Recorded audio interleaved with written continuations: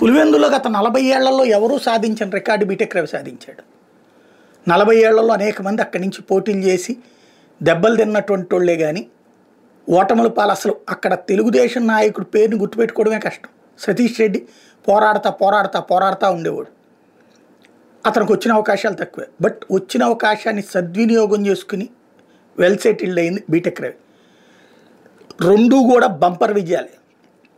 ఒకటి క్రిందటిసారి ఎమ్మెల్సీ, స్థానిక సంస్థల ఎమ్మెల్సీ, అది కూడా వైఎస్ రాజశేఖర రెడ్డి సోదరుడైనటువంటి వివేకానంద రెడ్డిని ఓడగొట్టడం అంటే ఆషామాషి కాదు. అది కూడా 90% మంది వైఎస్ఆర్ కాంగ్రెస్ పార్టీకి సంబంధించినటువంటి స్థానిక సంస్థల ప్రజాప్రతినిధులు ఉండగా వాళ్లతో తనకి ఓటేపించుకుని గెలవటం అన్నటువంటి దాంట్లో డబ్బు ఉంటుంది, పోల్ మేనేజ్మెంట్ ఉంటుంది, వెనకాల అవతల వాళ్ళు శత్రువు యొక్క స్నేహాన్ని సంపాదించుకోవడం ఉంటుంది.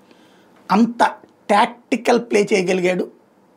ఆ రోజున అవతల వాళ్ళ ఏది విభేదాలని క్యాష్ చేసుకోగలిగి తను ఏకంగా ఎమ్మెల్సీ గెలిచాడు. అది నెంబర్ 1 పాయింట్. ఇప్పుడు అధికారంలో ఉన్నప్పుడు జరిగినటువంటి ఈ ఎన్నికల్లో తన సొంత భార్యని గెలిపించుకోవడం, అది కూడా ప్రత్యక్ష ఎన్నికల్లో.